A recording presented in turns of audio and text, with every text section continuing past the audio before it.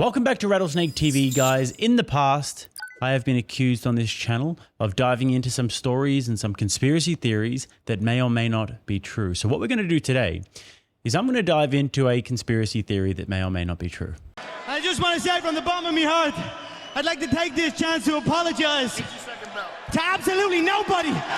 And this is one of my favorite conspiracy theories ever. And it's that Hitler did not actually die in that Munich bunker, but rather he faked his death and fled to South America. Estuvo Hitler ahí, sí. Estuvo 3 días. Yo sí.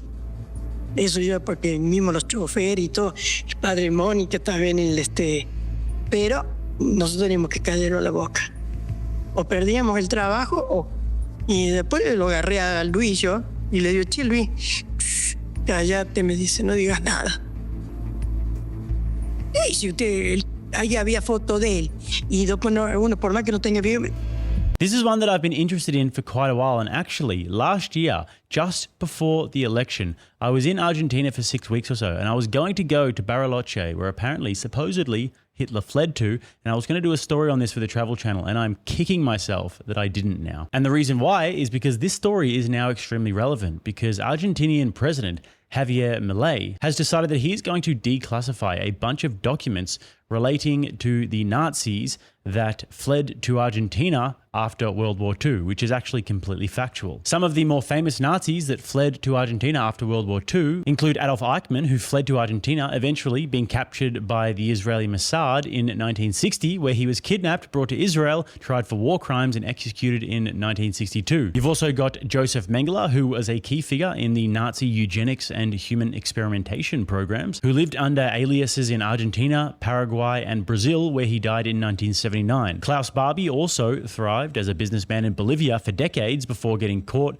tried in France, and sentenced to life in prison. Now, these are just a few examples of thousands who fled to Latin America after World War II through what is known as the rat lines, which is a series of routes throughout Europe that these Nazis would take to Italy, where they were given forged documents and were then able to blend in with refugees and make their way to South America on ships. So anyways, this story about Javier Milei, I came across it this week when I saw Clayton Morris of Redacted, which is one of my favorite podcasts, saying the following. People know the story and who have studied the subject know that Adolf Hitler didn't kill himself in a bunker in Berlin as the Red Army closed in. I think that's, we all know that was a fabricated story, or if you watch this show, you probably understand that. Hitler actually fled Germany weeks before that using a group of underground tunnels that led to an airstrip. And that airstrip was flown. He was flown from Berlin out. It took submarines, or multiple submarines that were used, U-boats that were then sent to Argentina. In other words, Hitler lived for nearly 2 decades more in Argentina, along with vast numbers of the Third Reich.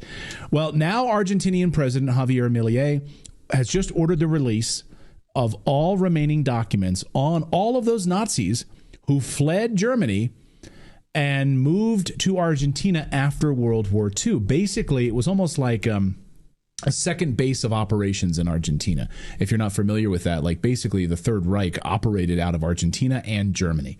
And many of them, including Adolf Hitler, lived in Argentina well after 1945. Most people know that Hitler lived out his days in Bariloche, Argentina, until he died there in the mid-1960s. Yes, you can read the CIA documents about this. The FBI documents also about sightings of Hitler in this area. They knew about it. Of course they knew about it. It was largely facilitated, I think it's safe to say, by the United States and its allies. Operation Paperclip, anybody? Quid pro quo? Also, if you look into this, the skull that is held in Russia that was supposedly the remains of Adolf Hitler with a bullet wound in it is female. Yeah. So when you look for proof that Hitler did, in fact, kill himself in the bunker, you are going to find a lot of dead ends. Yeah. And all you need to read, you can read a great book on this called The Gray Wolf. It's a great book. There's many books written about this now. But yeah, the skull, the fragments, they ran the DNA tests on it. And the Soviets allowed them to do this testing. And even Stalin openly talked about that Hitler lived, that he was not there. So Stalin even knew about it. It's widely known in Argentina, by the way. Well known that Hitler sired 2 children while he lived in Argentina after the war. 2 girls. Wouldn't that be something to learn where Hitler's children are today? Like Hitler's descendants?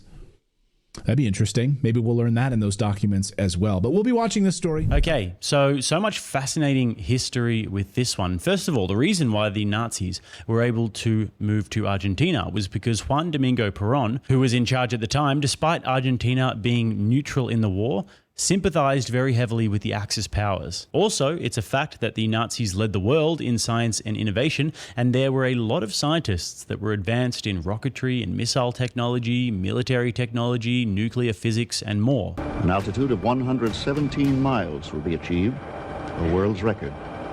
This rocket is not American, however. It is German.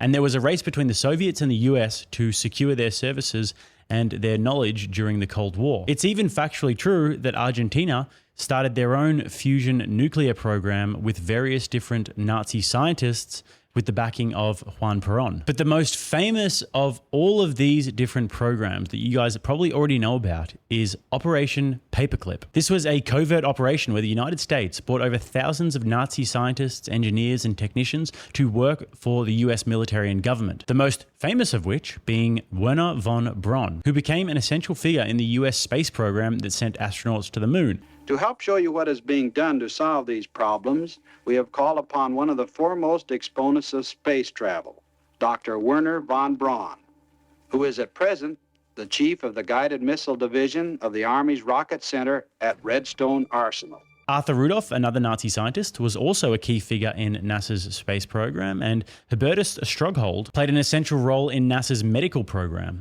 For this story, you ought to talk to Dr. Hubertus Strughold.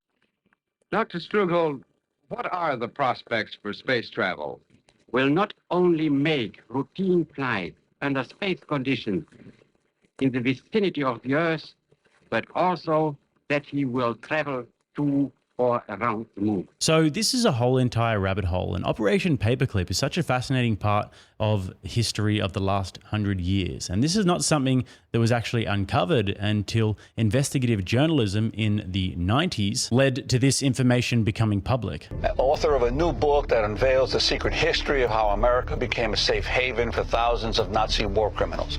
Many of them were brought here after World War II by the CIA and got support from FBI Director J. Edgar Hoover. The thinking was that no one hated the Soviets more than the Nazis, and American intelligence gurus like J. Edgar Hoover at the FBI and Allen Dulles at the CIA wanted to put that hatred and that vitriol and that expertise against the Soviets to work by anointing the ex-Nazi spies as American spies, Cold War spies, and informants. So for 50 years, there wasn't any public knowledge about all of these Nazi scientists who were working in the United States government and military and working at NASA. But moving on now, as mentioned in the redacted clip before, the evidence that Hitler actually died in that Munich bunker has been seriously contested over the years, with question marks being raised about whether or not he and Eva Braun really killed themselves in the manner that the history books tell us, or if this was, in fact, them faking their death and then moving to Argentina. Now, the narrative is that Hitler took a cyanide capsule and then ended his life with a gunshot